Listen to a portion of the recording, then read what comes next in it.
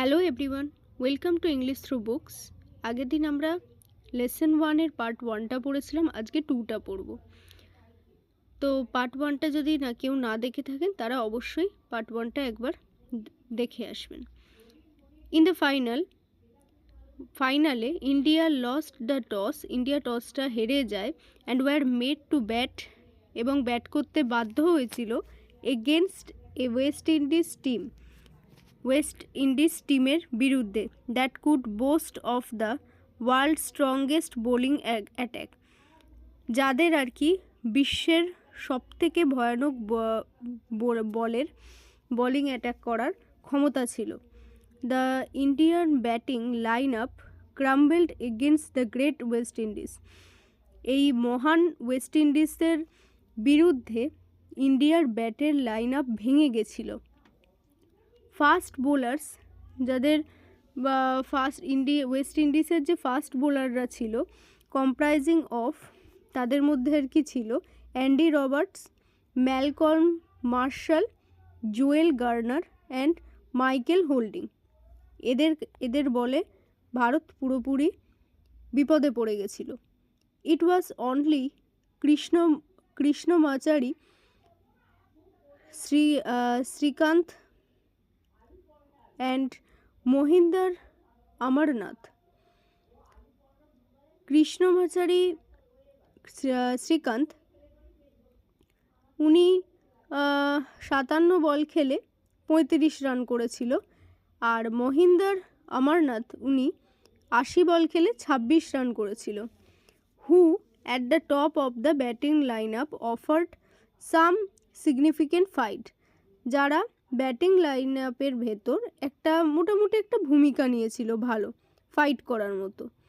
The lower order batsman showed courage, অর্থাৎ lower অর্ডারের যে ব্যাটসম্যান ছিল তারা সাহস জুগিয়েছিল, যারা লাস্টের দিকে নামতো।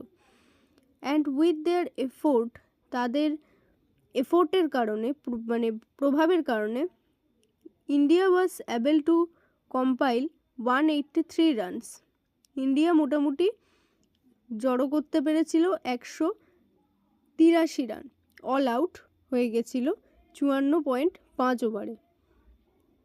Indian innings had only 3 sixes, ইন্ডিয়ানদের মধ্যে মাত্র 6টা সিক্স ছিল।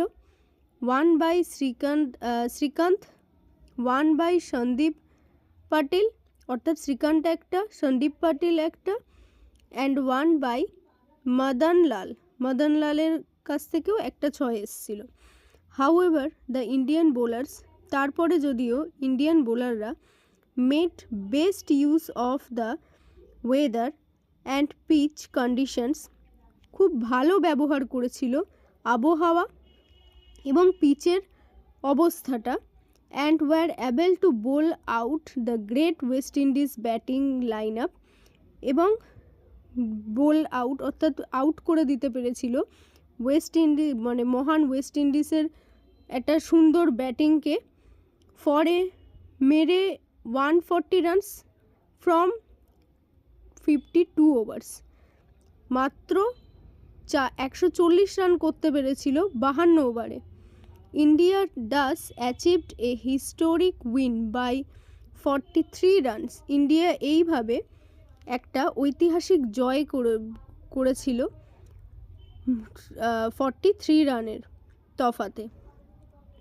Amarnath and Madan Lal took 3 wickets each, Amarnath এবং মদনলাল 3টে উইকেটস নিয়েছিল। This was one of the most incredible upsets in cricket history, এটা ছিল একটা খুবই মানে ইনক্রেডিবল, আশ্চর্যজনক upset in the cricket were invisible West Indies were defeated, invincible West Indies was defeated, যেখানে আনবিটেবল মানে যাদেরকে কখনো হারানোই সম্ভব নয় তারা যে হেরে গেছে, এটা একটা অকল্পনীয় ব্যাপার ছিল আমাদের ইতিহাসে। তো আমার যদি ভুল ত্রুটি হয়ে থাকে তাহলে আমাকে বলবেন।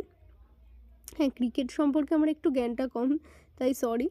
তো যদি আর কিছু বলার থাকে কমেন্ট বক্সে জানিয়ে দেবেন।